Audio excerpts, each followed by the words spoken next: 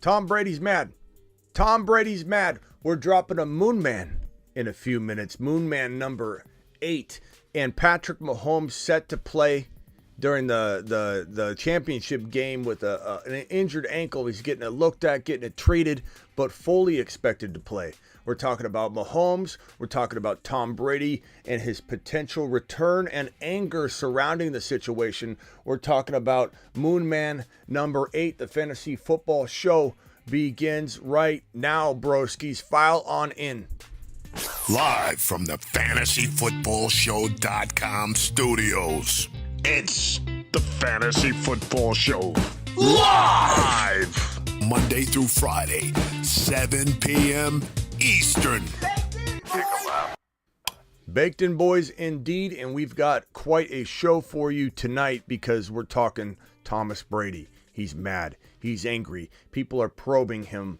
Is he returning? Is he not? He's mad. His response is Tom Brady like he's on the sideline throwing an iPad on the ground. That's how mad he gets in this. It's not an interview. He's in a conversation with Larry Fitzgerald, and it's crazy. So we're talking that. We're talking Patrick Mahomes and the ankle. Will he play? Yes, he'll play.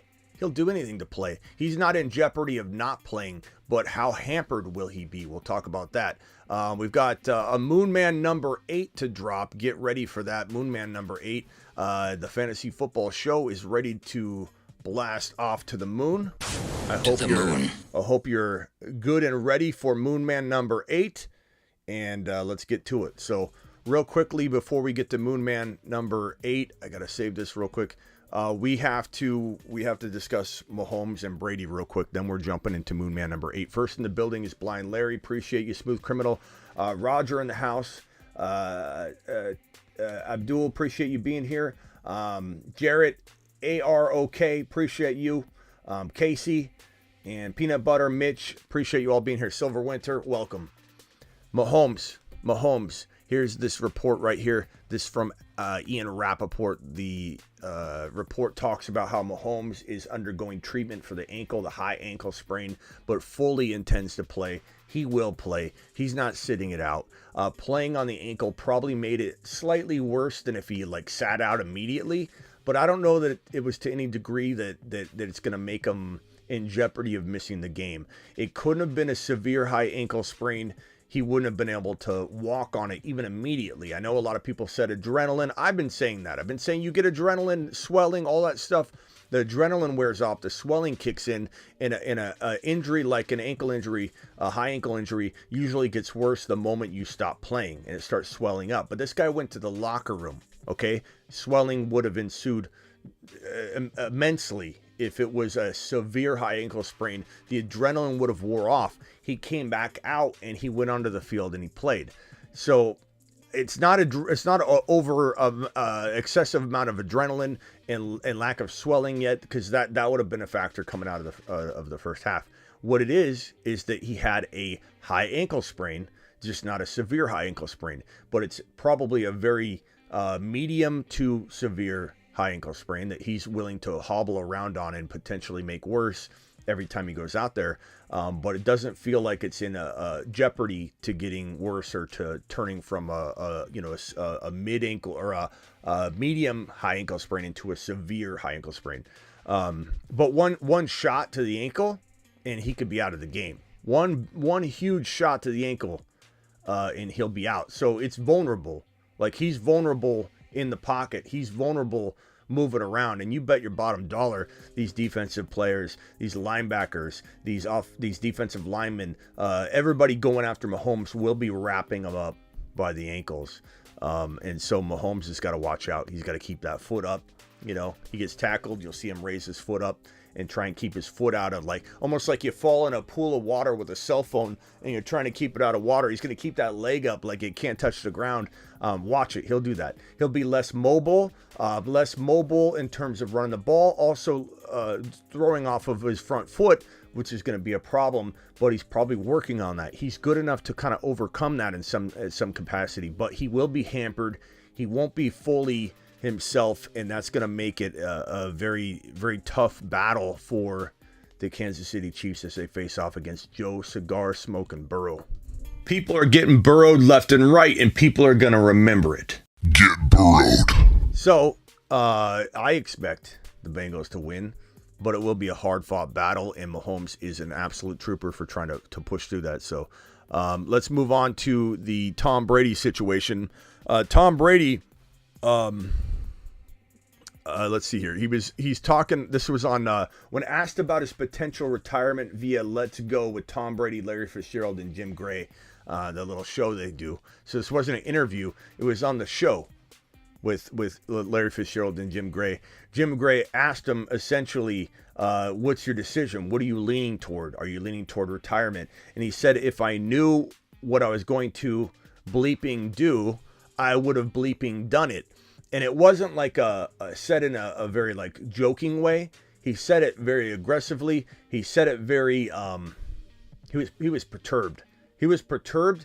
He like the look in this photo, that's how he felt when he was asked the question, and he barked back. He barked back. He kind of apologized in a way when Jim pushed him and said, "Oh, like basically, I'm paraphrasing, but I guess that pushes your buttons every." And he said, and Tom Brady said, "I appreciate you asking the question." He kind of like backed off, but Tom Brady snapped at him. Tom Brady snapped at him and said this very, very, and very much with anger, almost like Tom Brady throwing the iPad down on the ground on the sideline. He had a fit, and so he's obviously tired of being asked the question. I don't know what Tom's gonna do. I don't see him retiring at this point. Typically, if you ask me, somebody leaning toward retirement isn't going to respond like this when they're asked. I think he's teeter-tottering on whether his skill level is still there potentially, but he wants to play. He doesn't want it to go down like that. He no longer, this is me getting the psychology involved in all of it, but my thinking is that football is his family. Football is part of his family, and right now he's got chaos, other than obviously he gets time with his kids and all that, but his personal life was up in shambles. And so like football's part of who he is, and it's a stable part of who he is. And sometimes when you go through trauma in life outside of something like this, you kind of want to lean toward the familiar. And I just kind of feel like my gut tells me, the psychology part of me tells me that he doesn't want to leave football right now. He doesn't want to have too much moving parts in his life and change. Tom Brady, I believe, still wants to play. I believe Tom Brady, with control of where he wants to go, wants to pick one time. Why step away when you're finally free to go wherever you want and you're going to walk away from the game? It comes down to, does he feel like he can go through the training camp? Does he feel like he can go through all the football activities, the entire season, the extra game now? He made some comments during the year like, what is he doing? He said, like, sometimes I ask myself, what am I doing out here with these young guys? Basically saying that it was harder than he thought to come back this year in that early part of the season. So it's different than Aaron Rodgers, who's a few steps behind him in terms of getting older and, slowing down. Tom Brady's really at that tipping point. He's teeter-tottering on that. Does he have the ability left? I believe he still has 1 year left in the right situation. I believe he needs to have the right environment to come back. I think he's smart enough because he is the GOAT. He is the best player of all time in terms of football. He is the best. He's the GOAT. He's the smartest. He's accomplished the most. I think he's smart enough to know I'm a little bit more limited today than I was yesterday. I need the perfect situation to head into in order for me to stay. And I think he'll get it because guess what? Miami Mike will definitely be open-minded to bringing in Tom Brady because he can't take a chance that Tua, even if Tua wants to play, and I'm sure he does, is going to be there for him. Miami Mike can't afford to go into another playoff with his third-string quarterback and not have solved this very glaring and obvious situation that's going to pop up again because there's no way Tua avoids another concussion. It's inevitable. Tua's going to get a concussion and then contemplate retirement, and Miami Mike's going to be left with nobody in this amazing team. I think he'll definitely entertain bringing Thomas Brady in to be the head signal caller in Miami. And what weapons he'd have, the weaponry he have would make it a no-brainer for him, even with a diminished skill level, even a little bit. If Tom Brady feels like mentally I'm there, physically I'm pretty much there, maybe I can't make some of the throws that I used to make. Guess what solves that? Miami Mike's offense with speedsters knifing across the field, short passes to Tyreek Hill, let him Debo Samuel the ball down the field.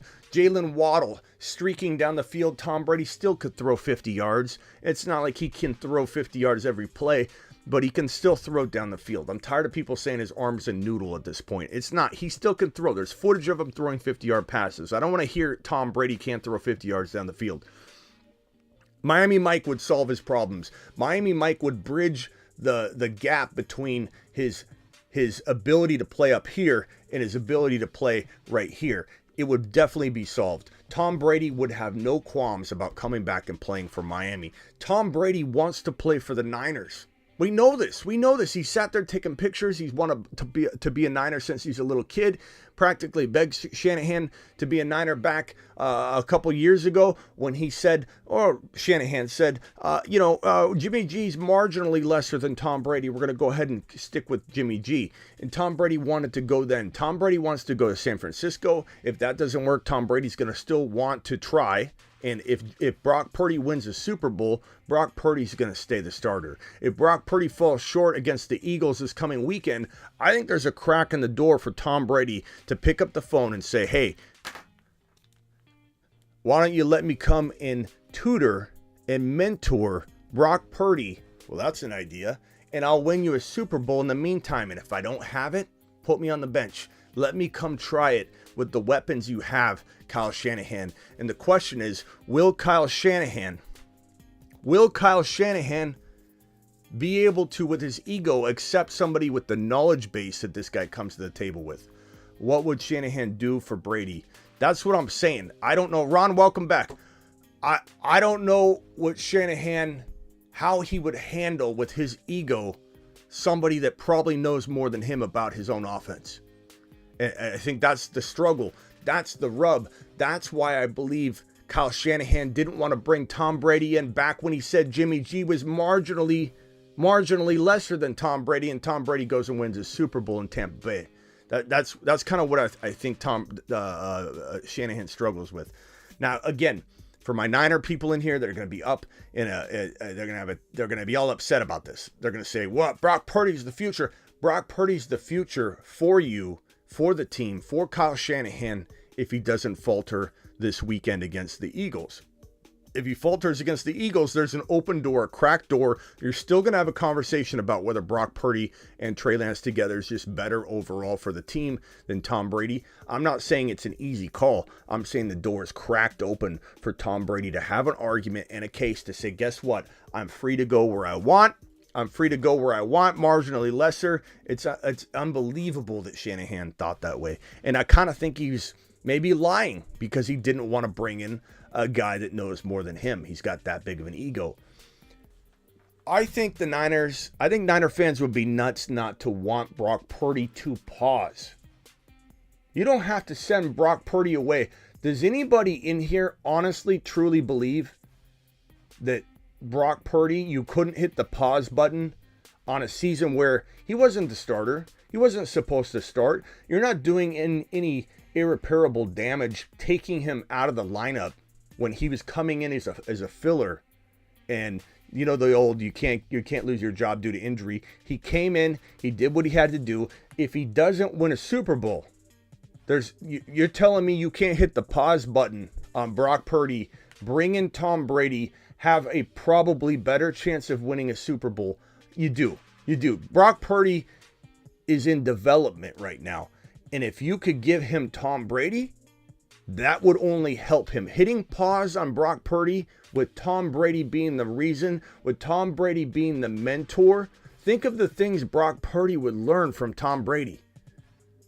So if I'm a Niner fan, I would objectively say it would be pretty awesome to bring Tom Brady in, hit pause on Brock Purdy, have Tom Brady train him and tutor him and mold him and sculpt him.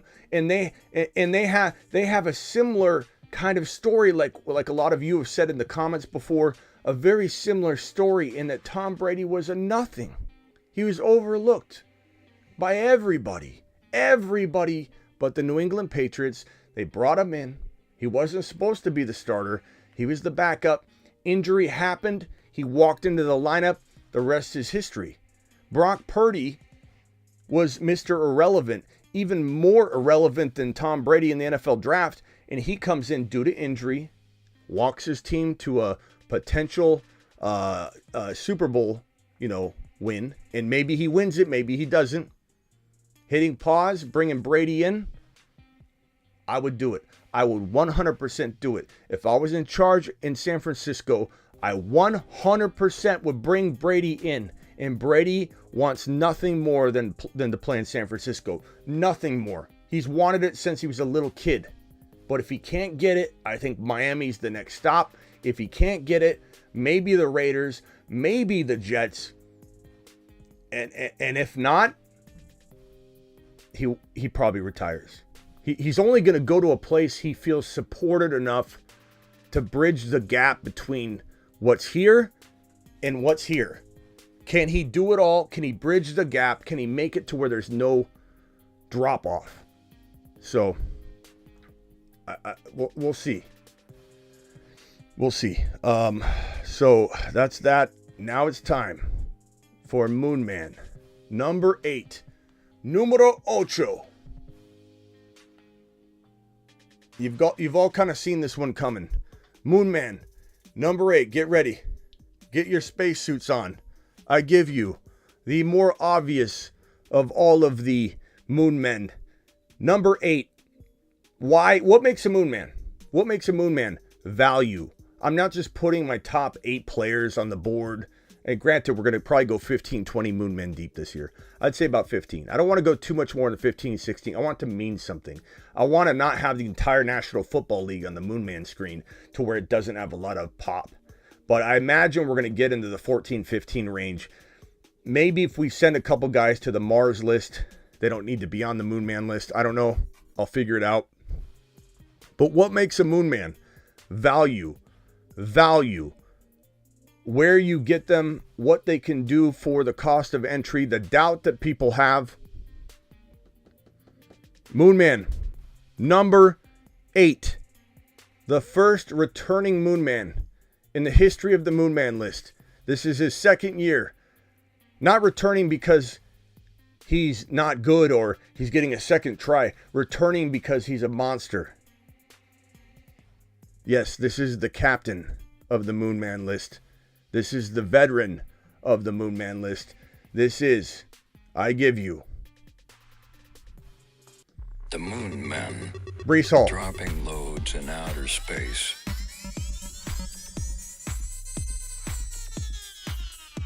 Space Monsters. Breece Hall. Why Breece Hall? Because of value. Why Breece Hall? Because the doubt is strong in this one. People are going to doubt his ACL recovery. They avoided him last year. People are going to avoid him this year to a significant degree. And then there are going to be people like us that believe in him. It'll be half and half. Half the people will love him. Half the people will doubt him. The combination of that doubt mixed with the believers will make him fall somewhere in the middle of value. And he'll creep up as the season goes along. He deserves to be on the list. He deserves to be on the list because I believe he'll linger in the second round. I believe he's still a top 5 running back if his recovery goes well. And I know a lot of people are going to say, Smitty, aren't you the captain of saying ACL tears in the knee make it very hard for you to come back and have a good, successful season? I say this all the time. When your recovery is not good, when your recovery is not timely, when your recovery isn't spouting out pieces of news left and right that say he's ahead of schedule, he's actually going to look like 100%, even though that part's always a little bit of a stretch because you can never be fully 100%. But similar to talking about bridging the gap for Brady, if he goes somewhere with weapons, maybe he can mask some of the things that he's not good at anymore. Breece Hall's not good at anything, but he will have a little less explosiveness. He will have some deficiencies, but can he bridge that gap by improving his mental capabilities, improving his vision, his patience. Sometimes you break your right arm, your dominant arm, you learn how to use your left. And then when your right arm becomes available again, you are a better, more coordinated person, better athlete. My thinking here is this. Breece Hall is so young. We've never seen someone during their rookie season tear their ACL when they were on pace to be the number 1 to number 3, number 4, 1 to 4 overall running back in fantasy football as a rookie. We haven't seen somebody of his stature, of his rise and ascension to tear their ACL and be 21 years old and have to go back to the drawing board as if they're coming out of college, get the repair, come back in their sophomore year and try and continue on what they've been doing. We usually see somebody that gets injured a little bit further on down in the track of their career and they're still young. But when you are 21 years old, you're almost still in college, like in terms of the year, how young you are. And how many running backs have come out of college with torn ACLs? At 21, it's not a big deal in the grand scheme of things, in the grand scheme of your career, as long as the knee injury was not destructive to other parts of the knee, as long as his meniscus is intact, as long as his LCL and his LCL right here, and his MCL right here, and his PCL, and the meniscus specifically are intact. He had one of the more cleaner ACL tears that we've seen, and he's going to have a very smooth recovery because of it. We won't have different things here and there. I think this is the way I need to describe it to everybody. If we get bad news, I promise you, I will adjust and adapt accordingly, appropriately, without bias. What I've been waiting for, and you guys know me very well with this because I've been very vocal. I said I wasn't going to use the Breece Hall button all offseason until we got good news, so we knew we could get back on board quickly. But what I said early on is happening right before our very eyes. I said I have no evidence to support this, and I didn't. That I believed Breece Hall would have a very good report early on, that he was ahead of schedule. I said Breece Hall fits the bill because of his young age and because of how good he was before the injury, that we very well could hear, he's so ahead of schedule. He looks like the same guy. He's ready to go. Things we didn't hear about JK, things we didn't hear about Barkley, and both Barkley's return from his ACL recovery, very rushed, not ready, and JK's were disastrous because they weren't ready. They were rushed on the field. They didn't even have time to cut or prepare or take hits or anything. Breece Hall is projected to be way ahead of those types of schedules, and he'll be running and cutting, have his helmet on, pads, taking snaps, showing video footage of this guy doing that. It's going to increase his value, and at some point he might not be Moon Man valuable anymore. He might start going at number 7, number 6, number 8 overall. But initially, I believe that Moon Man number 8, The Moon Men, dropping loads in outer space. Breece Hall, I believe, will start getting taken so high that Space Monsters. it's hard to justify the value. But guess what? We do this for several reasons. This is not just a Moon Man list for redraft. This is not just a Moon Man list for Dynasty. It's a mixture. It's a combination. It's for DFS. It's for everything. And there's a lot of times that we got to talk about these players ahead of time to try and get the most value. We can't squeeze the most value out of it until it turns into a diamond. Okay, so Breece Hall turns into a diamond in a lot of people's eyes in the coming months. But how much time do we have to react? I don't know. I can't guarantee you you're going to have 5 months, 4 months, 6 months. I don't know. People might not even value him on draft day in August. We might see him as Moon Man valuable the whole time he's on the Moon Man list. But I just want to prepare you that if you're in Dynasty, you're in keeper leagues, you're in whatever, it is now is time to strike while his value is down low, while people are doubting him, because it may not always be the case. He could very well climb into first round value, mid first round value. I love Breece Hall. I love Breece Hall. Give me Breece Hall all day long. And right now you could pretty much put him at like the 12-13 pick for me if push came to shove. But I very much want to see where Breece Hall's ADP lingers. Let me put Breece Hall on the screen here since we've already revealed my guy. There we go. Yeah. So there it is. Moon Man number 8. Let's give you a look at the Moon Man one more time.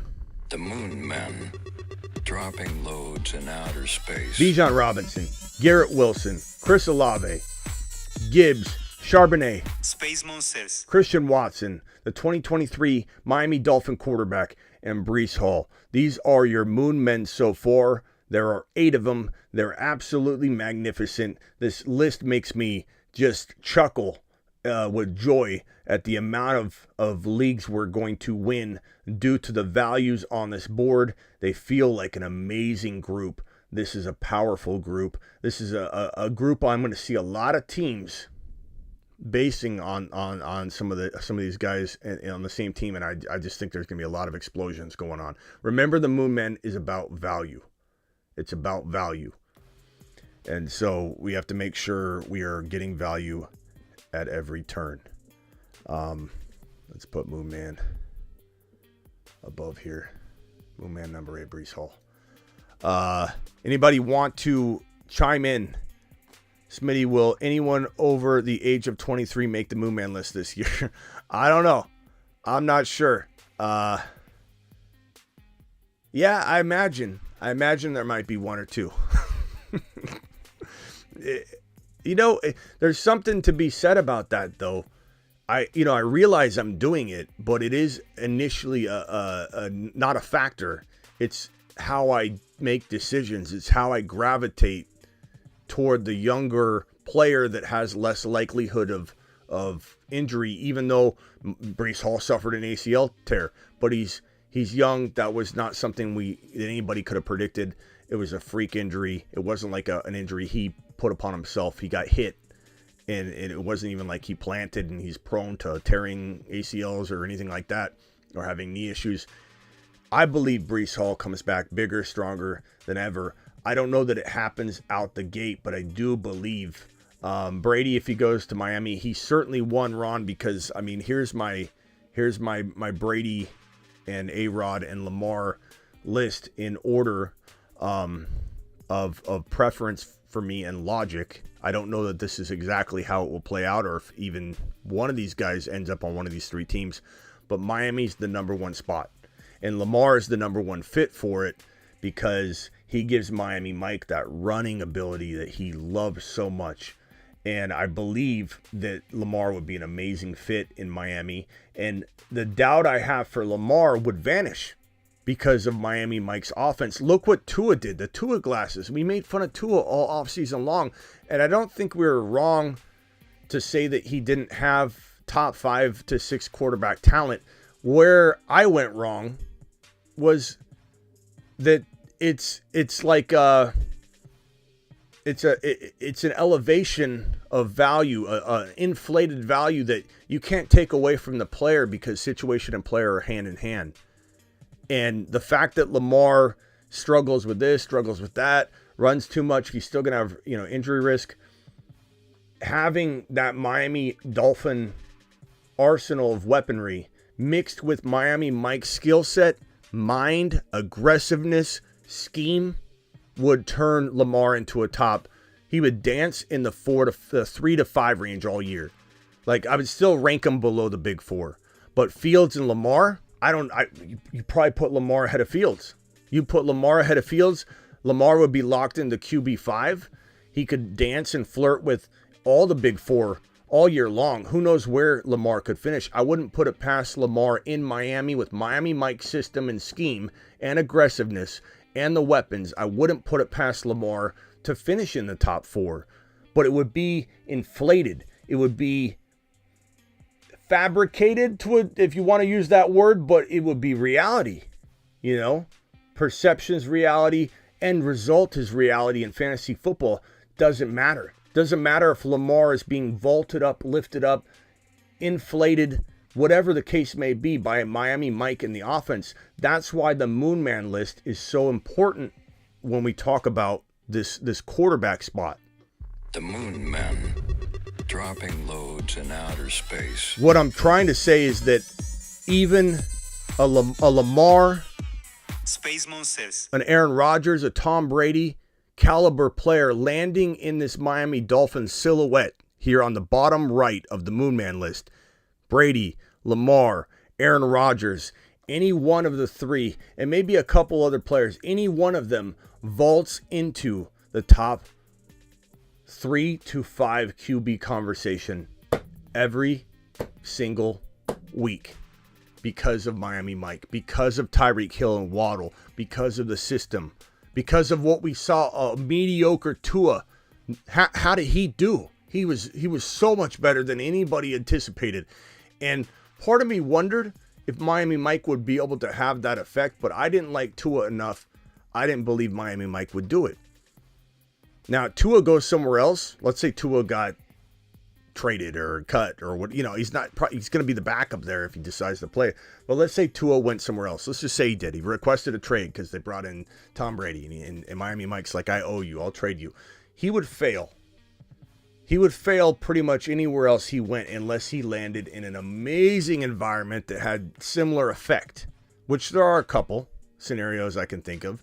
The Raiders would be kind of a scenario where we saw Derek Carr not win football games and disappoint to the point where they got rid of him but produce stats.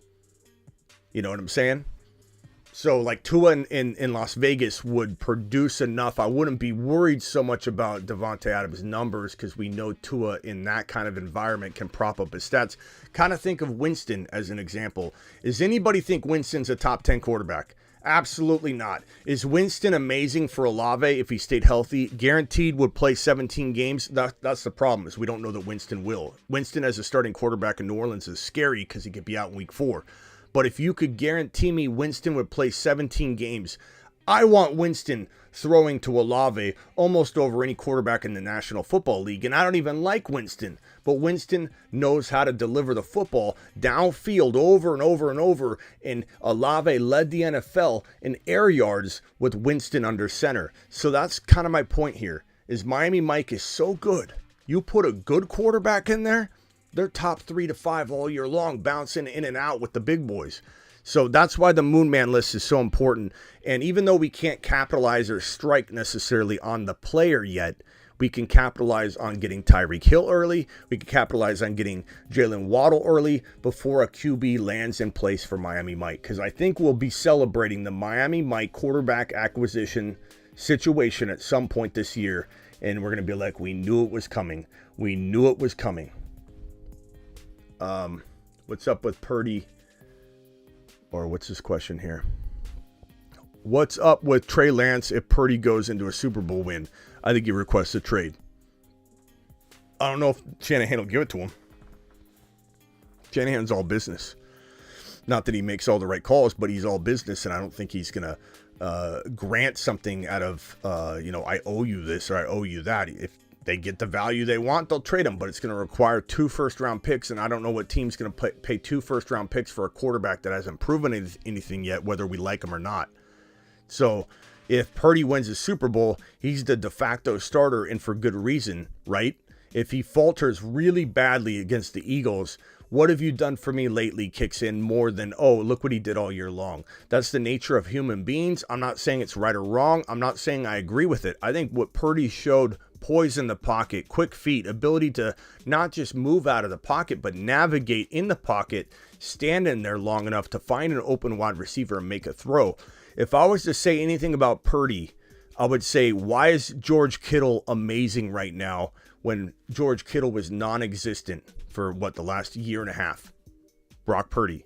Why? Because Brock Purdy can navigate a pocket as a rookie with no experience at all, move around, shuffle his feet, get enough time, buy enough time, extend a play so that Kittle can do a delayed block route that he normally does. It takes a while for Kittle to get open in some of these delayed routes that he runs, and that's traditionally what you're going to get out of Kittle. He's essentially a blocker, and if he breaks free for a route, and then like that one play where Kittle had to come back, he cut, that was an unbelievable catch that Kittle made. But Kittle's non-existent if Purdy's not in there. So Purdy deserves a lot more credit, and he deserves the opportunity Like, if it was me, I would definitely give Purdy the opportunity. And this is coming from a big Trey Lance believer. But I firmly believe if Purdy falters, it's what have you done for me lately? I don't see Kyle Shanahan saying, well, let's say Purdy throws 2 INTs, throws the game away because of nerves. And you can't really get mad at him as a rookie. The last pick in the NFL draft, gets nervous, plays a really tough defense in the Eagles.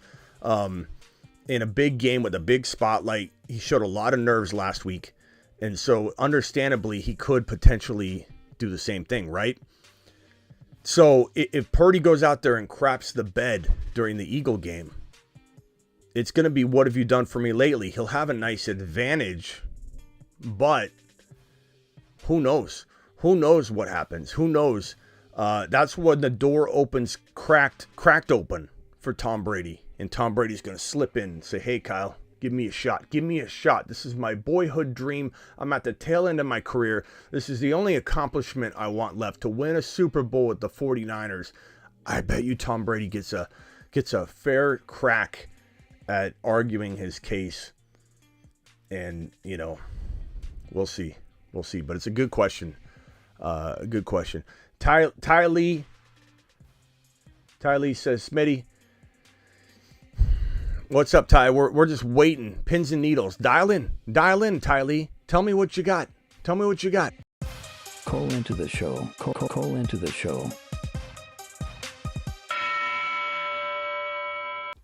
We're just itching, bro, to hear where this footage is, bro, and what this footage explains about Joe Burrow.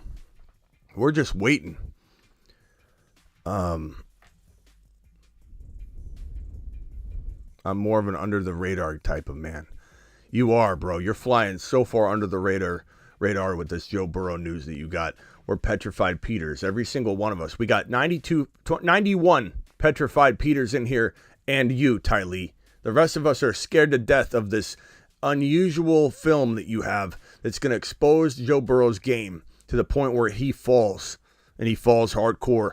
And I heard a little birdie told me, Ty Lee, that there are NFL teams just licking their chops for your film and breakdown on what's going on. Ty Lee, please call in and explain.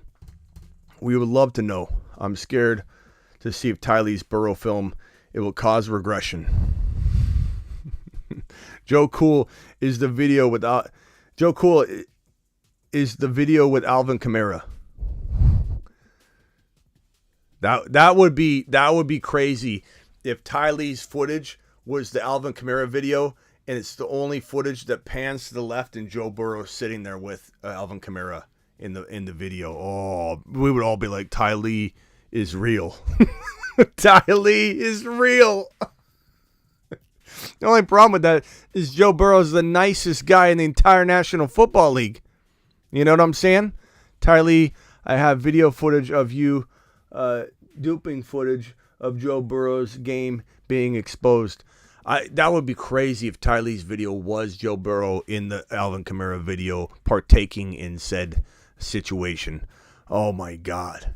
Ty Lee would be goated for having the video and us just glossing over him. Casey says, I'll take the gamble against the film. Yeah, Ty Lee, this is what I think of your video footage. People are getting burrowed left and right, and people are going to remember it. Get burrowed. The stack above all stacks. It's time to drop the pancake emojis in the live chat. The tripod, also likened to pyramids in ancient Egypt, are constructed using Burrow or Hertz, Chase or a JB Hull or Walker. That's what I think of your footage. That's what my footage is. I've got footage on Joe Burrow that helps prevent regression. The stack above all stacks. It's time to drop the pancake emojis in the live chat. Call into the show. Call into the show.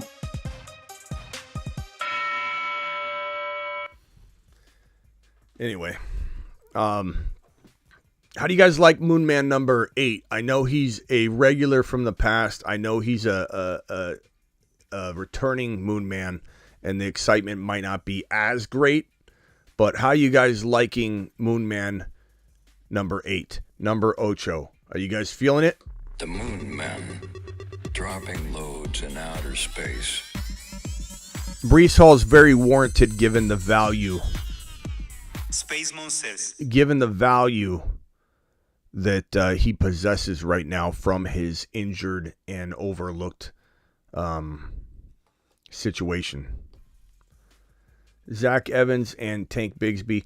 Logan, you're going to see on my rookie video, I'm not as high on these two guys as the average bear, which is why you see Charbonnet on my list, which is why you see Gibbs on my list. There will be one more potential rookie running back added to the Moon Men list. It may come as early as the next Moon Man. The Moon Men, dropping loads in outer space. As you can see, Bijan in blue, Gibbs in blue, and Charbonnet in blue. Space Moses. These are 3 rookie running backs. There will be one more rookie running back added to the Moon Man list, and you'll just have to wait and see if maybe your guys crack the list or maybe not. But traditionally, you'll see me pretty down on Zach Evans, pretty down on Tank Bigsby. They're okay. In the right spot, they could be okay. I don't know who the smutty guy is, but he probably sounds pretty quick, pretty agile. But Tank Bigsby and Zach Evans, I don't think they're as good as people say. But you know what? Players can get better through training and NFL coaching and landing spots. So it's not like they can't pop onto my aggressive board very, very soon if landing spots are handed out that change my perception. Because landing spots can change a lot, bro. They can change a ton. Ty Lee, you better worry about those Eagles first. What did Ty Lee say? Ty Lee likes the Moon Man list. Moon Man W. Ty Lee likes it. I'm bang bang Niner guy for the Bengals. Better hope the Niners don't win on Sunday or Burrow will be petrified in the Super Bowl. But Ty Lee, are you releasing the video footage that you have that you say is going to take Burrow down? Or are you going to hold on to that for next year and get a hold of like some teams and say, hey, this is what I'm working with. You want to bring me in as a potential guidance. I'm just curious. Smitty, is Burrow one of the hidden Moon Man you haven't dropped? I'm not telling you who my Moon Men are. Oh Lord, please not. If so, can you give me a heads up so I don't have to do any more analysis? I don't really know what you're talking about really there, Ty Lee. If you're saying that if he's on my Moon Man list, then you're wrong and you're no longer going to go down this rabbit hole that you're going down. Is that what you're trying to tell me, Ty Lee? Because I can save you the trouble. Joe Burrow is on this screen. The stack above all stacks. He's on The tripod, also likened to pyramids. People are getting burrowed left and right, and people are going to remember it. I mean, his mere presence all over my entire show, Ty Lee, should let you know that whatever you're holding on to, it's AI footage of Joe Burrow throwing a football. Maybe somebody got a hold of you, Ty, and tricked you and gave you some kind of AI-created shot of Burrow underhanding a pass downfield as if he lost his arm strength. I don't know what you're working with, bro. We are curious what you have. The imposter Ty Lee might just changed it. Yeah, it's possible. I don't know if Ty Lee, this might not be the real Ty Lee. I don't think this is the real Ty Lee. This guy's too clear. He's too clear to be the real Ty Lee. I'm thinking. Where's our auditor at? We have an auditor in here that can audit this and tell us if it's the real Ty Lee. AJ, I'm so afraid of what Ty Lee's footage can do to some high school QBs, though. I have experience with taking down quarterbacks with footage.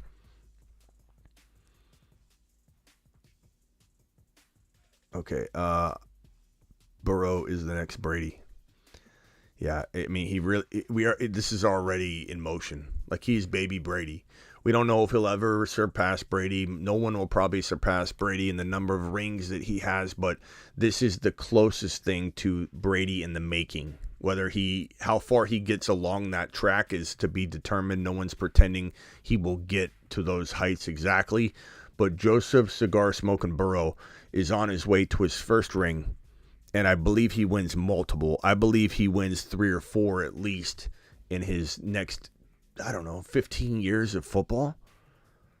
You know, he's so ahead of where he should be. Like he had a torn ACL. His offensive line has been mangled for 2 years. He's figuring it out. He's so tough. He's so calm. He's so cool. You talk about getting hit. He's like, getting hit's part of the game. He doesn't even care. You know, like he understands things will improve. The offensive line will improve. If the Bengals win the Super Bowl, guess what? Guess what happens to the offensive line? People want to play for the Cincinnati Bengals. They lure in more potential suitors to fix up the offensive line. And the offensive line's played pretty well considering. The defense has played pretty well considering. It's very well coached team. There's kudos need to go across the board. Coaching, offensive line, defense, wide receivers, playing without Jamar Chase. Burrow starting off very shoddy and then losing Chase. I mean, to have the year he had, 35 or so passing touchdowns, with literally Chase being banged up for a big chunk of time, starting off the first 3 games in a row where it's like, where's the Bengals offense? Imagine, he'd have 45 touchdowns if he started off on fire.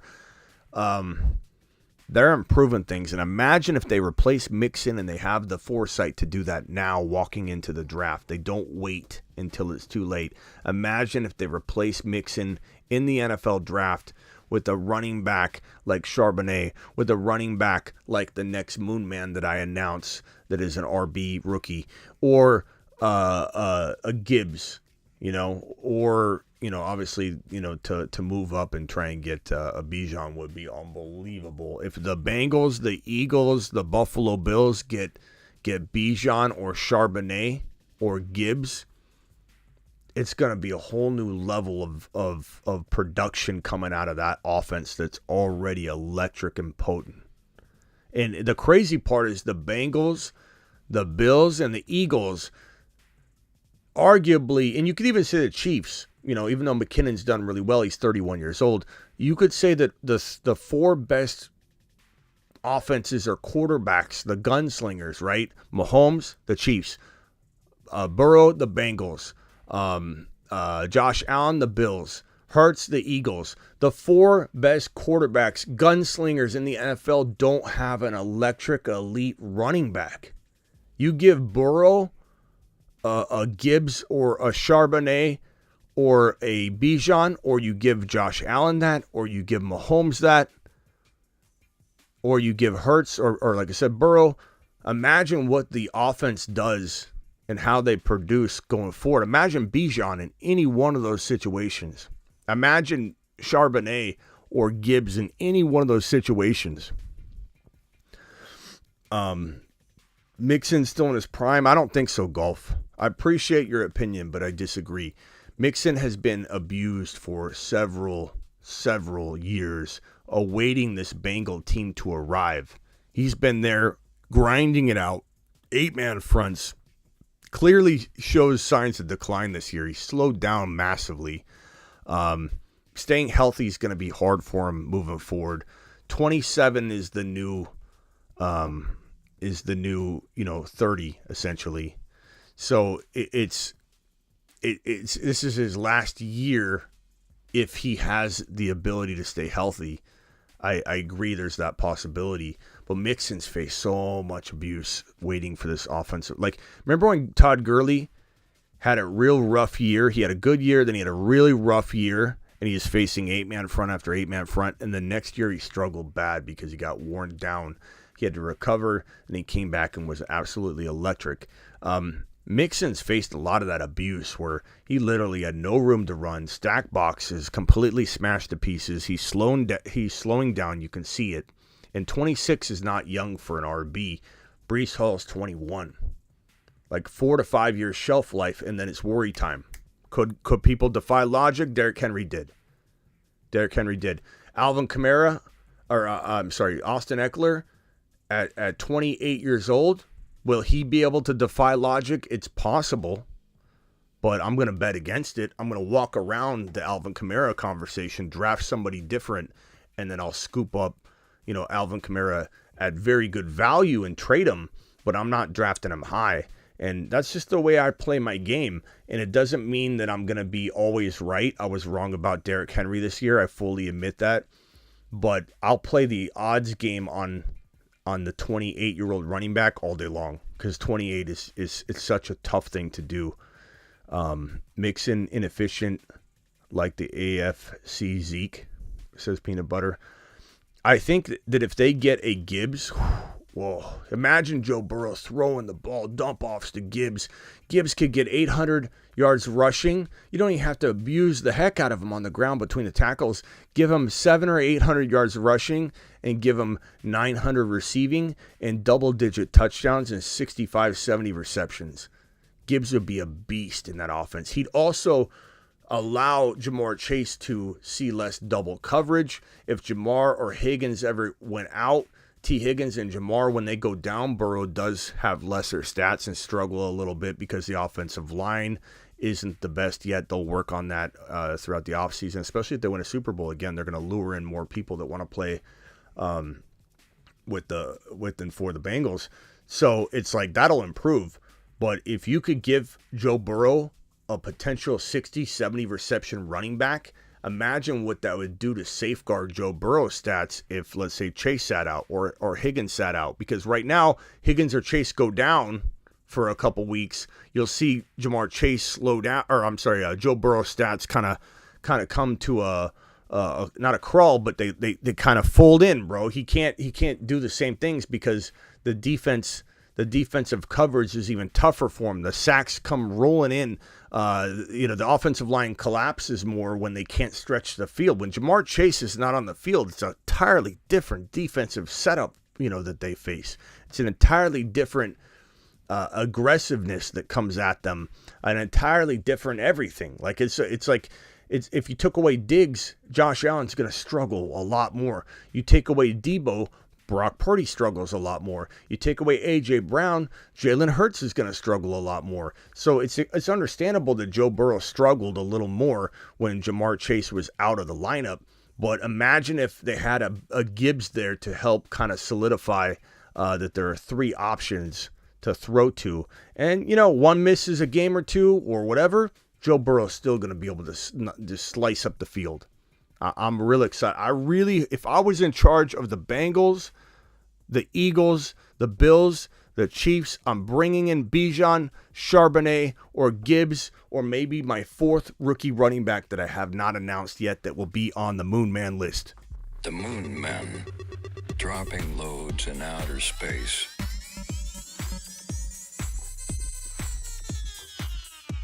Space Monsters. Call into the show. Call into the show.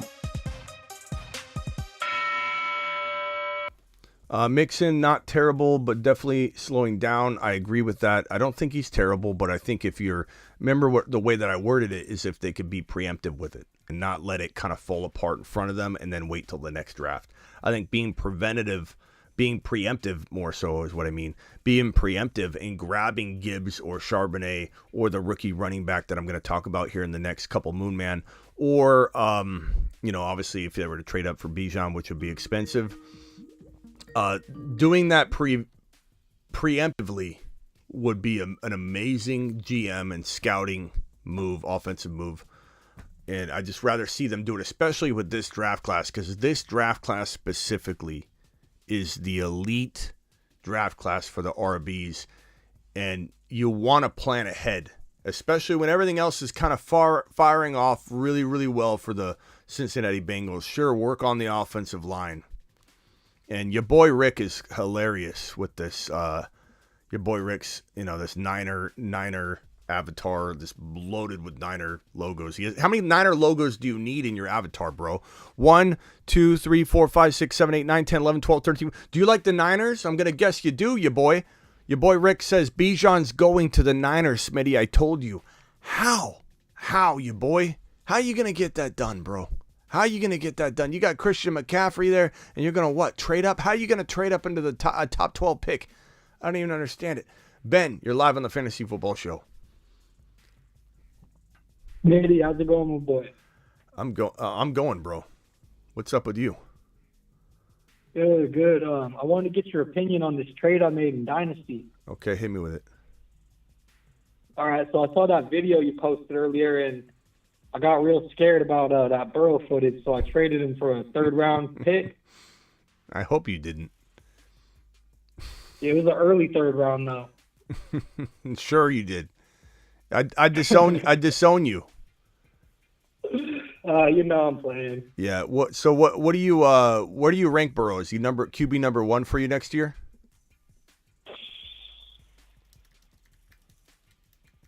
You can be honest. Fantasy, easily top 3. Could definitely finish number 1. Yeah. Mahomes could end up with a better year if he's healthy. You know, that ankle doesn't give him any problems. Then Hurts could finish ahead with that rushing upside, but I think it's a lock for top 3 with a chance to finish number 1 overall. Yeah. Where do you think Tom Brady ends up?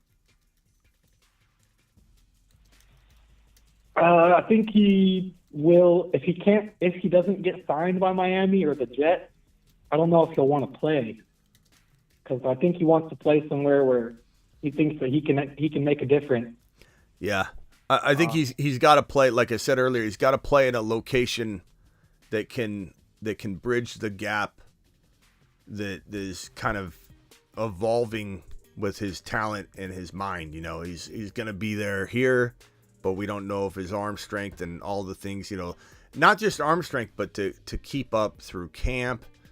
And I'm sure that they'll let him do what he wants, but like he even said several times during the season, what was he thinking? You know, and I know he's kind of joking, probably playing on the soreness and all that, but there's probably some truth to it, right? So you got to wonder, he's got to calculate it all and say, the toll it takes on my body, I can go into the booth right now and get paid bank, you know, or I can go into the booth and get paid bank, but I can also get bank one more time on top of that. And he's involved in that crypto stuff that went sideways. And, you know, I know he's going to get a bunch in the booth. He's going to get paid plenty, but maybe it's all about, I mean, think about it. Like, think about if you're Tom Brady and you finally get a chance to really dictate where you go and you feel like you could do it in the right spot, why would you walk away? And on top of that, traditionally when people walk away, I don't think they're as involved in, you know, I know podcasts and players doing shows and stuff is growing, and that wasn't really in the cards, you know, 5-10 years ago anyway, so it's hard to really tie this to it, but he's immersed in it right now. Like, I know going into the booth would correlate to that, but like he's still very much in football frame of mind. Like, he's not taking a big break and going and pondering it. He's like literally doing shows, talking about like, and then he gets frustrated when they asked him about it. When Gray asked him about it on the Larry Fitzgerald and Gray little show that they do, and he got mad. He got upset. He was like, where's the quote I have? I'm not gonna say the words because we, you know, for monetization. Don't drop any bombs here, buddy. If I knew what I was going to bleeping do, I would have bleeping done it. And he said it he was so angry when he said it. You could hear it in his voice. He was just like perturbed that he even asked the question. Like, it's like, we're gonna ask the question. Tom, you're on a show talking about football. You know, I know he was doing the show with them. He does the show with them. I don't know how regular. Do you know how regular their show is? It's with Jim Gray and Larry Fitzgerald, called Let's Go. No, I'm not sure. I don't know how often they do it, to be honest. I don't listen to anybody. I don't have time to listen to anybody's show, but I don't know if anybody in the chat knows how frequently they do these shows. But it was crazy to hear the anger that he had for the question. It's a common question. Everybody's going to ask the question. And it's just like, you know, his response didn't feel like somebody that's going to walk away. You know, it felt like... Yeah, it was probably the question probably was the straw that broke the camel's back. You know, like if you're about to walk away and someone asks you that question, you'd be like, we'll see. You know, I'll have a decision soon. I'm thinking I'm walking away. I'll have a decision soon.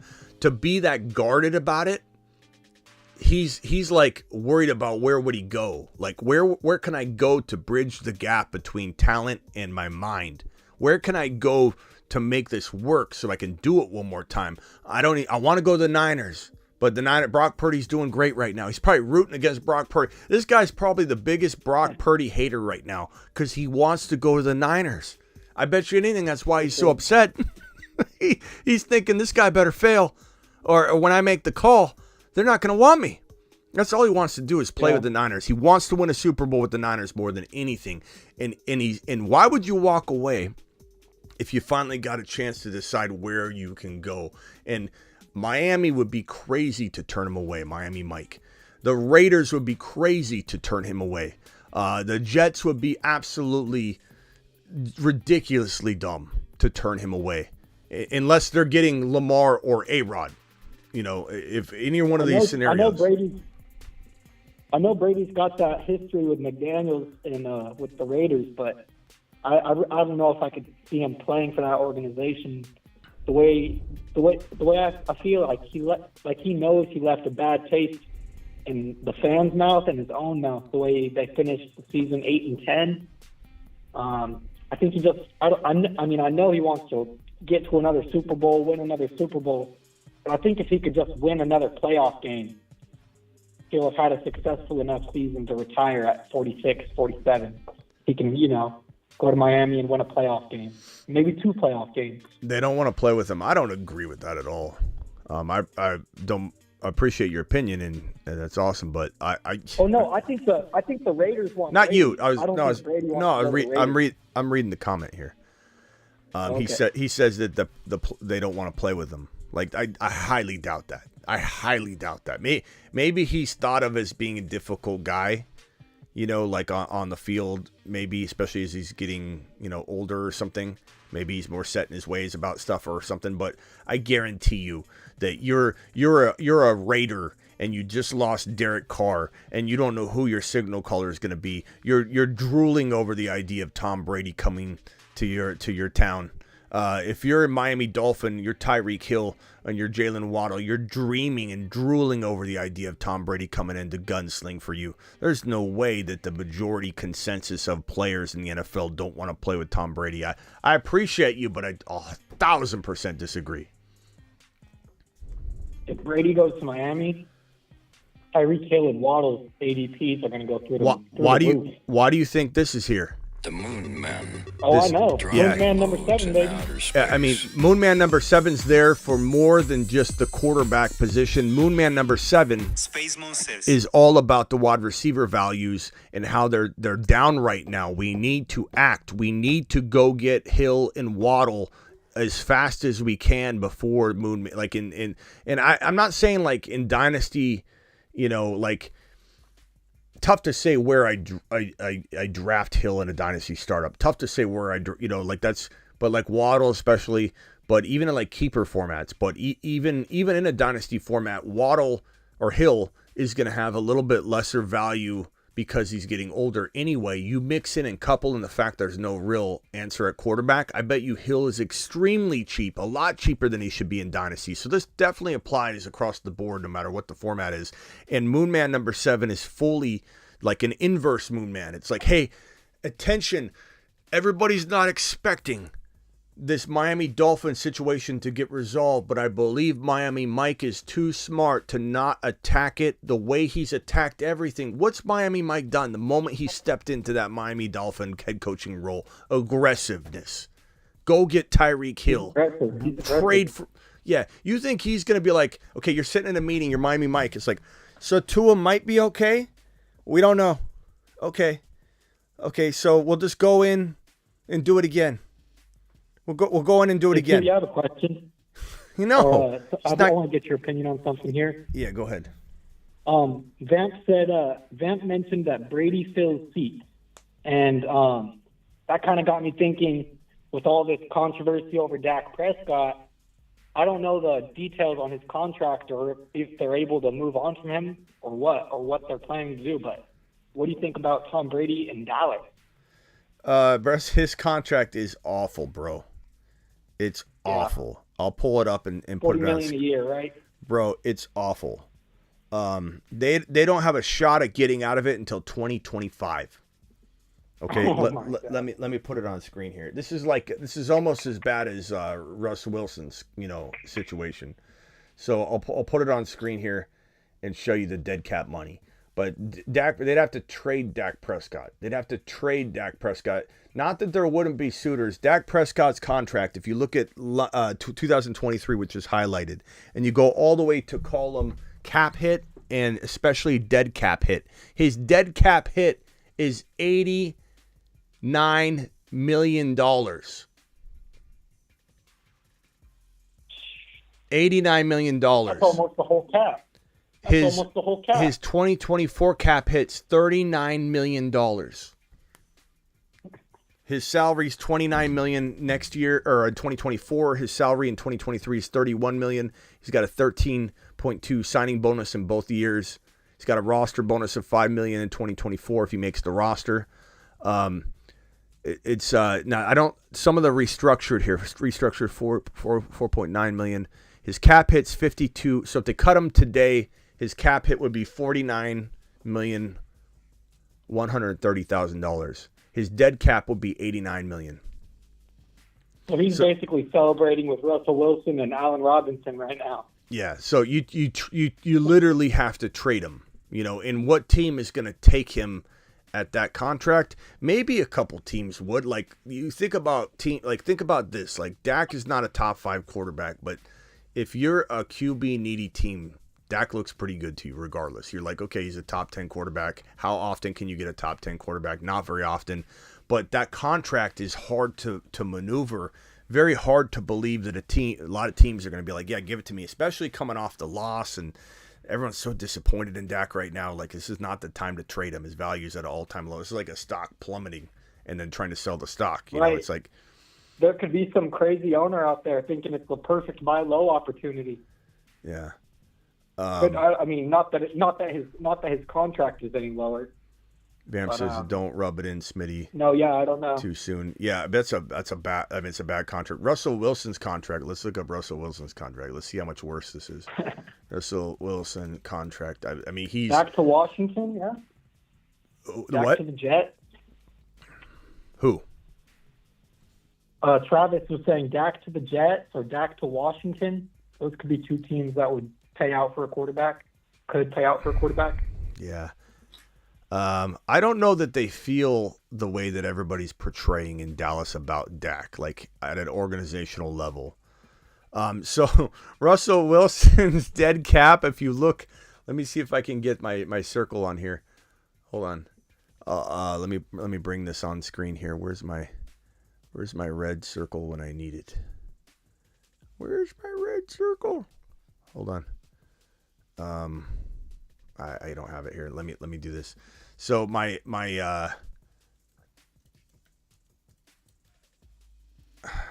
hold on.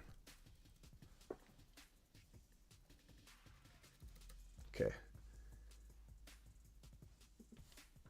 Here's the column, dead cap column. The dead cap column, if they cut Russell Wilson in 2023, $107 million. If they cut him in 2024, dead cap $85 million. I believe I'm reading that correctly.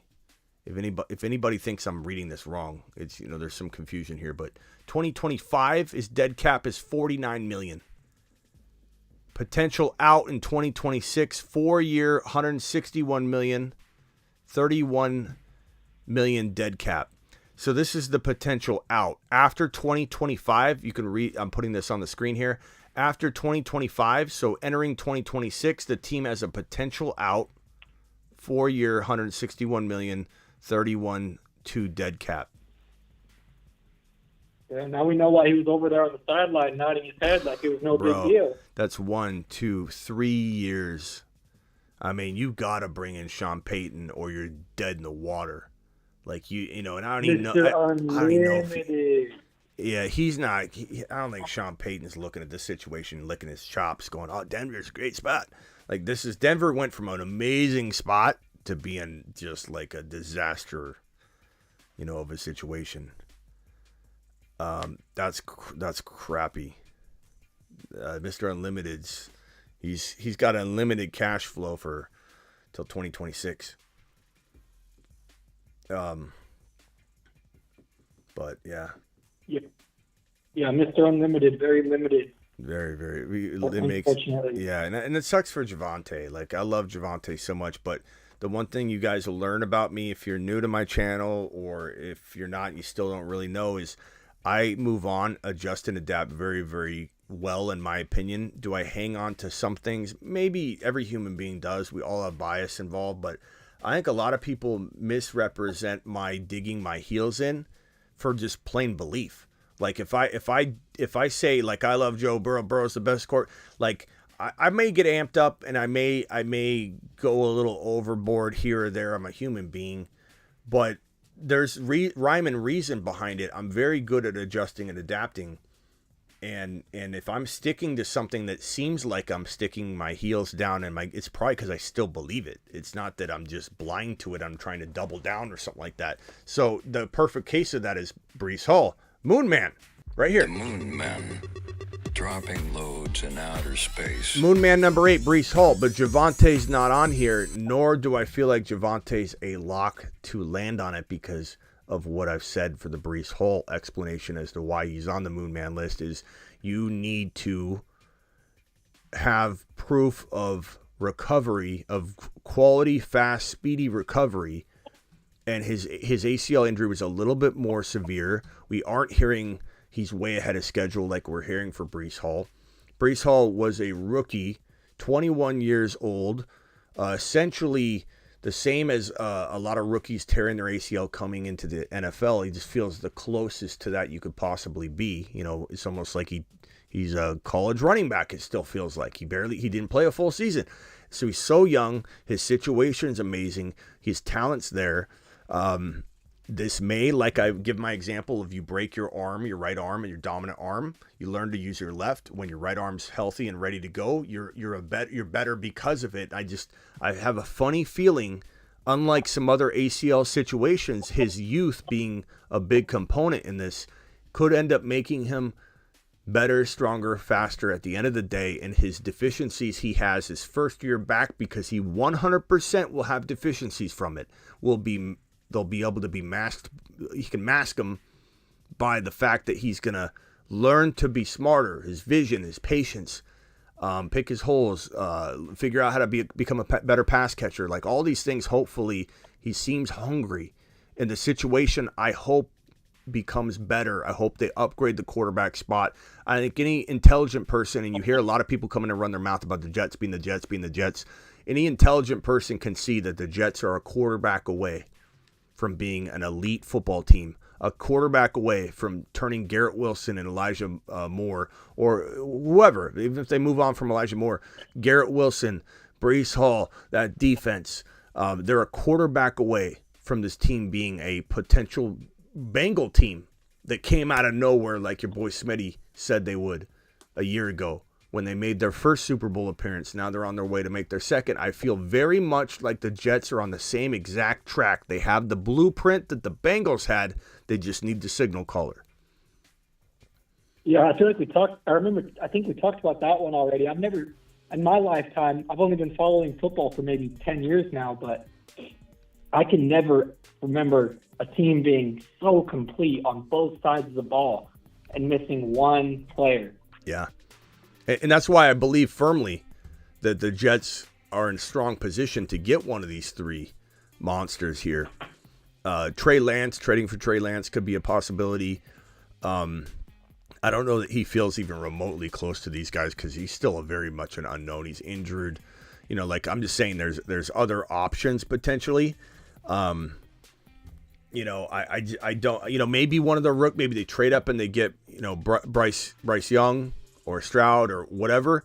And it's possible that a young rookie like that, I don't know, they'll want to go down that road again. They might want to have Aaron Rodgers, and God, it would be an attractive landing spot in my opinion. If I'm Aaron Rodgers or Tom Brady and I don't get Miami as my landing spot for whatever reason, I don't know why you wouldn't absolutely be drooling over the idea of playing in New York, big market in New York, throwing footballs to Garrett Wilson. Elijah Moore is no joke, even though he feels to a lot of people like a joke, and Breece Hall and the defense. And to go up against that defense and practice to keep you sharp. You know, Sauce Gardner. What better way to, it's like your grandparent getting, or your parent getting a grandkid. It's like it makes them younger, like 10 years younger, just watching that grandkid. You give old Tom Brady, give the old geezer a run at Sauce Gardner in practice every day, he's going to turn 10 years younger facing Sauce Gardner in practice every day. So I'm really excited about all three of these teams. I think these three teams, unbelievable. Ron Navy does make a good point about taxes. However, we've seen firsthand with the Davante Adams trade to Las Vegas that the teams will account for that in the contracts. 100%. Like they'll work that in. So if you're worried about taxes or higher paid salary, they'll 100% match, like when they're bidding for a player potentially. Like, so in the case of Tom Brady, if Tom Brady's going to get paid, X million over here, he will say, I want X million plus to make it equivalent. Adams was offered more money to stay in Green Bay right before they initiated the trade. They said, Adams, we don't want to tag and trade you. We would rather work out a long-term deal, have you stay here. We'll give you this much more money to make it an even actual deal. And they offered him X number of dollars more to make it an even swap in terms of the money. Because a lot of people said the reason Davante Adams moved was business. They said the reason he wanted to go is to get paid. No, he could have got the same exact amount of money in Green Bay, equivalent. So it's a good point, Ron, but they would account for it in most cases. I mean, plus Tom Brady. I mean, I don't know that Tom Brady at this point. I mean, maybe he does need it, Ron, because of the crypto debacle. But I think it's going to be a significant amount of money that, I think to be happy and play where he wants to play. So like the Jets versus some other place, he's going to be like, give me the Jets. Let me win a Super Bowl, because he's more about Super Bowl right now. He's going to get paid so much in the booth. I think his objective is Super Bowl. Certainly he's going to want to get paid. Certainly wants the respect of the dollar amount. I want to be paid like the big dog. So we'll see. Yeah, Trey Lance to the Jets would be an interesting move, Roger. Definitely. And I think the Niners would be dumb to not accept that for one single first rounder just because you gave up way more to get him. You need to adjust and adapt as a team. And Shanahan doesn't know how to do that very well. I think he'll surprise us. Maybe. I think he'll adjust and adapt, because as ridiculous as the trade was, I just looked it up today. I believe we traded the 12th overall pick and a future, a next year first rounder and a 2 years out first rounder. So 3 first round picks and a third round pick and maybe another pick. I'm not sure, but at least 3 firsts and a third to move up from 12 to 3. Which was just ridiculous to draft a quarterback who played 1 year in college. Yeah. But I'm not sure if I misheard this a moment ago, but I thought someone mentioned Trey Lance to the Jets. Yeah. And I can't. No. Yeah, Roger said Trey Lance. Well, we talked about that a second ago too, but Roger just said that in the chat. But we already discussed that earlier a few minutes ago. Right. I was just going to say real quick. I think you agree with this, and you've already pretty much stated this, but the Jets got to go with a more developed quarterback at this point. Yeah. I think when you've had, and that's what I was saying earlier, that that's exactly what I said earlier, is that if you don't think you want to go through that route again, you'd rather go with a proven elite talent that's ready to win a championship. Because the Jets aren't like in development mode. Everyone thinks, the Jets, they get a young guy that can. No, they're ready. They're ready. The Jets are Bengal ready. They're Bengal ready. Exactly. And if anybody wants to laugh at that, those people laughed at me saying they were Bengal ready 2 years ago and they win the division. Oh, you can't win the division. There's no way they win their division. They're the Bengals 2 years ago. They won their division. They went to a Super Bowl, and everybody laughed at them then. So you can't laugh at the Jets and say that you can't compare them to the Bengals. The Bengals were the laughing stock of the league 2 years ago. The Jets they have the exact blueprint, and they have the better D. They have the better defense. They just need the quarterback. There are 3 potentially. There's some problems to moving Aaron Rodgers and Lamar, obviously. And the Ravens may say, no, we're not trading you. We will tag you. We will hold you. You can refuse to sign your tender and do whatever you want. We're not trading you. They could say that, but part of me feels like if Lamar doesn't want to play there, and he's been he's his own agent. Him and his mom are handling everything. He has no agent. His mother is his agent. And they've done, in my opinion, a bad job because you could pay. I don't know, man. You Lamar's what? a baller. What's that have to do with his agent? I think that it's great that he's his own agent. Why?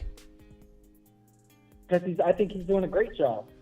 I don't agree, but I think that he got hurt again. He needs to lock down a long-term deal. Now maybe he doesn't want to stay at all, and that's why he's not doing anything. He's pretending he's saying the right things, but he doesn't want to stay.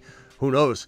But you run 170 to 200 times a season. You need to get that guaranteed money before he suffers some injury he can't recover from, bro. He tears his Achilles tendon. He's done. He had the Ravens.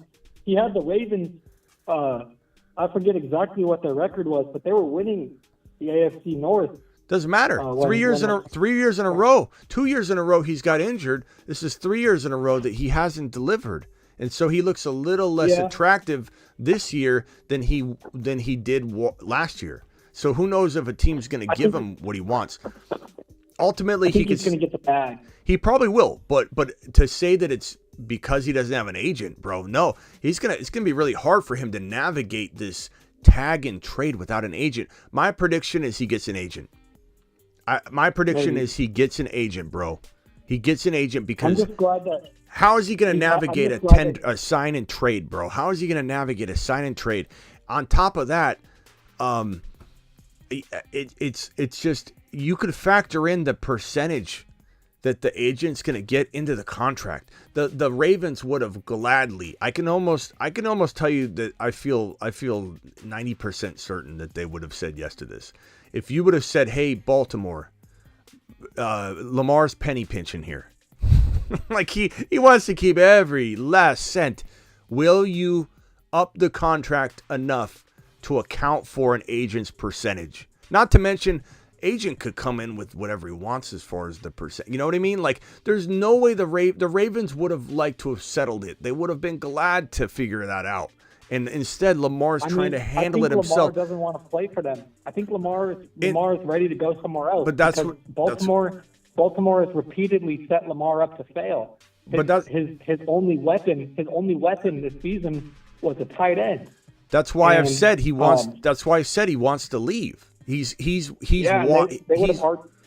I'm glad he had the right people around him to keep him out of the playoffs this year because the team doesn't care about him. They would have RG3'd his ass.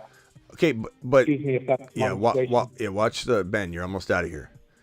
Sorry. Yeah, that's your warning, Ben. That's your warning. I like you, Ben. I'm giving you a warning.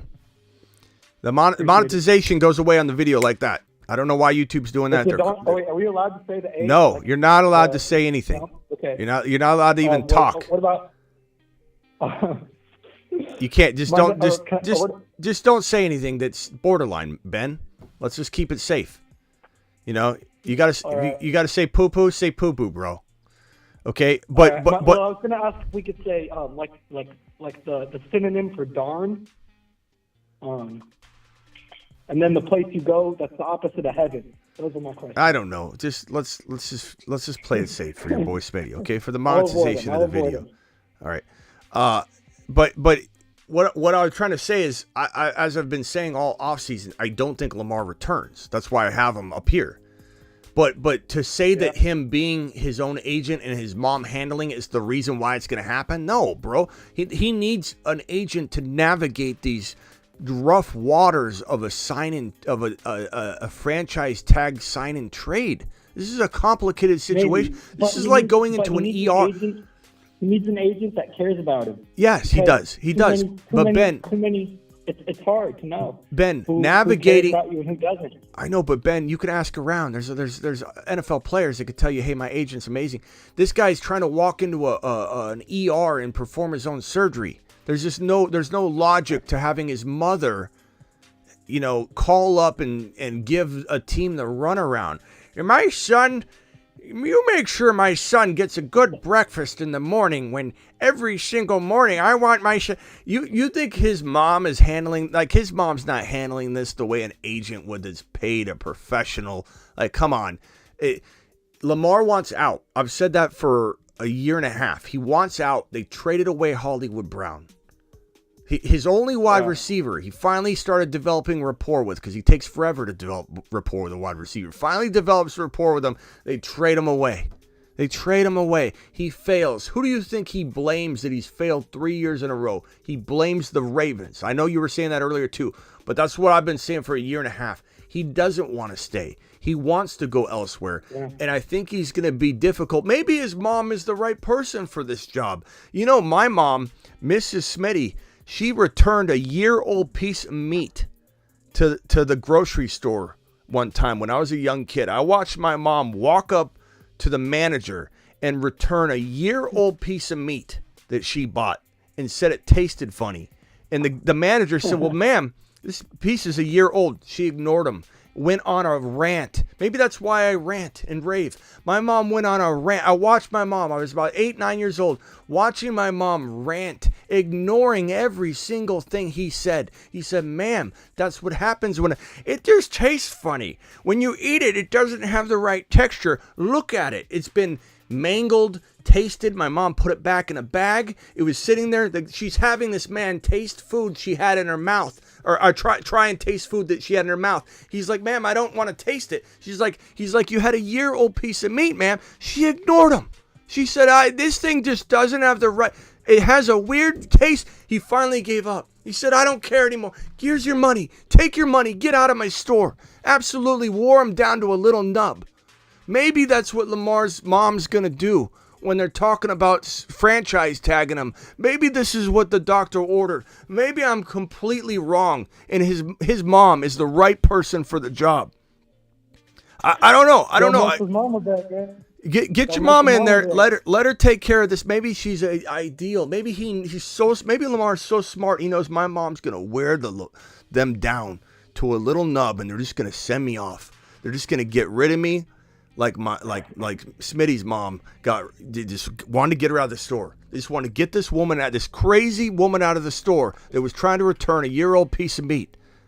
But Lamar Jackson wants out. Lamar Jackson wants receivers. Guess who's got 2 elite wide receivers? Miami Mike.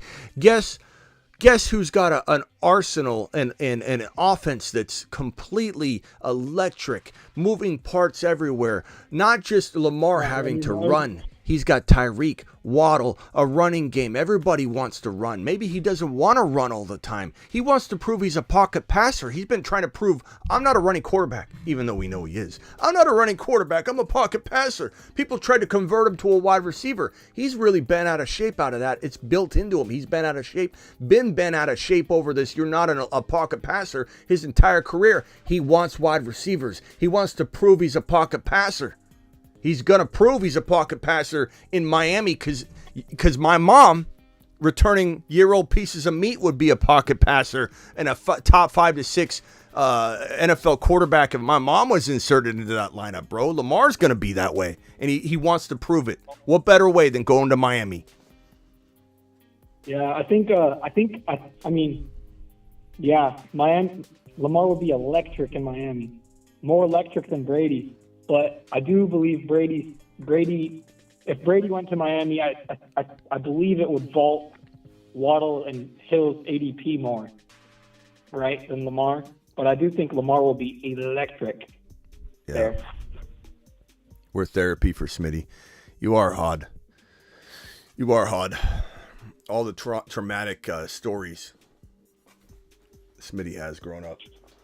Getting dragged to grocery store after grocery store. Was I really cussing up a storm? You what? Was I really cussing up a storm? I hope not, bro. Word. I hope not. I don't think so. I was just looking at the chat there. Yeah. I hope not. Or that red button, I'm gonna punch it again. No, I won't. All right, bro. Just reading chat. On that note, I'm gonna let you go. Appreciate you calling in. Always good conversation, Ben. All right, thanks, Smitty. Yeah, later, pal. I appreciate it. Yeah. Yeah, thanks, Ben. Sorry. I'm out of here. I'm your boy Smitty. I'm live Monday through Friday, 7 p.m. Eastern, every single Monday through Friday. I'm live whenever news breaks. I'm live whenever news breaks. That means if Lamar's mom inks a deal for her son tomorrow morning and Lamar's mom figures out how to navigate him on his way over to Miami, guess what your boy Smitty's doing? I'm going live because I'm live whenever news breaks. I'm live Monday through Friday at 7 p.m. Eastern. I'm live at midnight Tuesday, Thursday, Friday, and Saturday most nights. Today's Monday. I decided to do a midnight live instead. Maybe I'll still do it Tuesday, Thursday, Friday, Saturday. I'm not saying I'm taking one of those away necessarily, but it's Monday night. I decided I'm going live at midnight, baby. We're dropping a Moon Man. Moon Man number 8. The Moon Men, dropping loads in outer space.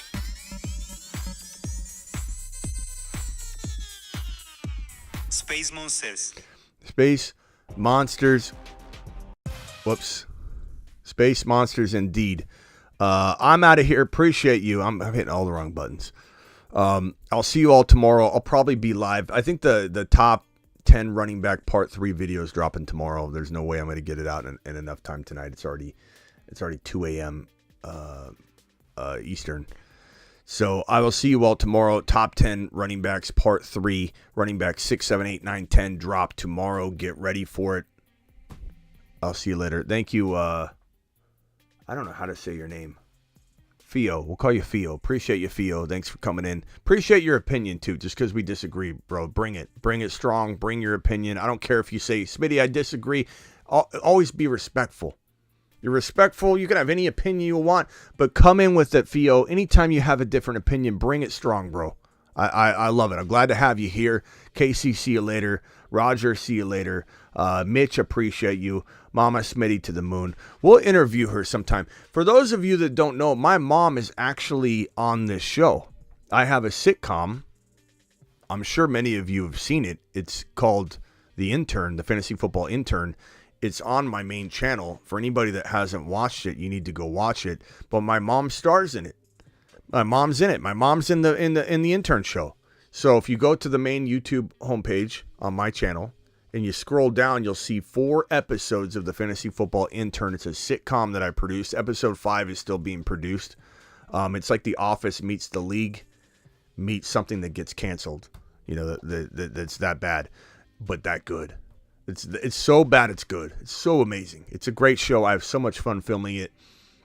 We need to get more views on it. YouTube sees it as different content, so it doesn't like push it to my own followers. It's really weird. So whenever I've released an episode, nobody's seeing it like in an email or an alert. So we need to push it out there. It's an intern. It's called the Fantasy Football Intern. It's an actual sitcom that I created, and it's got 4 episodes, and the 5th one's being produced. So go watch that. It's on my main YouTube channel. Scroll down until you see the 4 thumbnails of the Fantasy Football Intern. Got a picture of my mom. It's got that's where you guys have all found Grant. Grant is the co-star of that show, and that's where Grant came from. And we got Tom, who's got narcolepsy, and he falls asleep, all the time, just randomly. Go watch it. It's an amazing show. We'll see you later. Appreciate you all. I'll catch you tomorrow.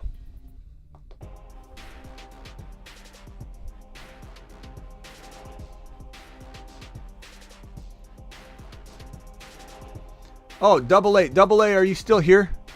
Hold up. Double A, are you still here? God, I didn't even see Double A super chat.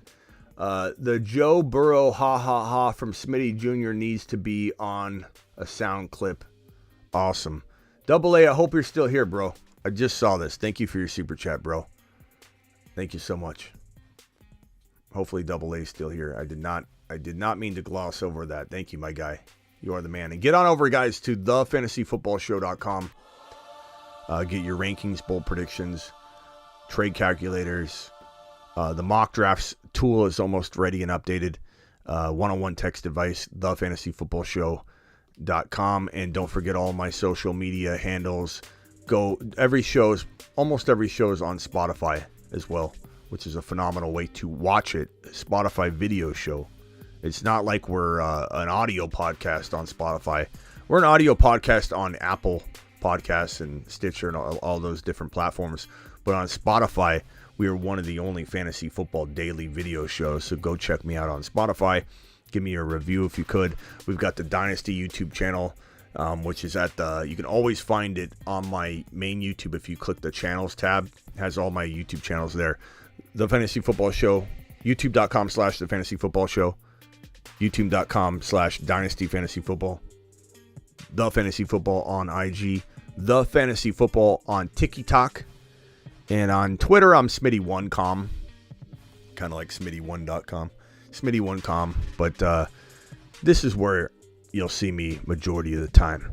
And we'll do a Dynasty video pretty much every day going forward. I just need to get in a rhythm with it. Probably won't tonight, but we did one last night. I'll see you all tomorrow. Breaking news, top 10 running back, part 3 video, all that later. Hit that thumb up on the way out the door if you could. Double A, appreciate you, my guy. Isaac, appreciate your super chats earlier. Fake Ty Lee, appreciate you. Imposter Ty Lee. I don't know what that is there, Uncle Slayer. Joe Burrow, ha ha ha. When you know, you know.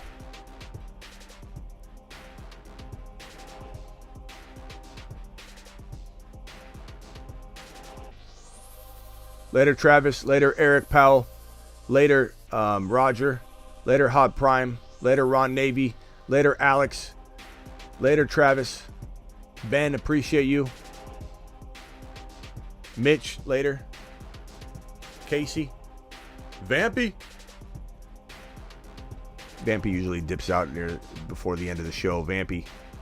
See you later, pal. Alex. Theo, our new follower. Theo, appreciate you. Make sure you're subscribed, Theo. Click that subscribe button. Frake. Thomas. Double A. Hot Prime. Xavier. Alex Lucas.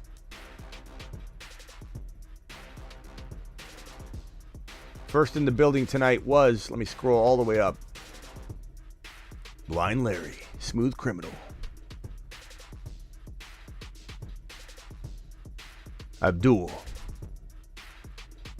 Roger. Jarrett and A-Rock. Peace out. And peanut butter and jelly. Or peanut butter and wafers. Later, everybody. Appreciate you. Kenneth Skywalker.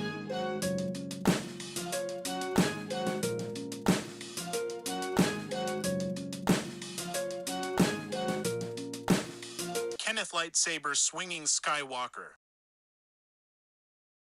People are getting burrowed left and right, and people are going to remember it. Get burrowed.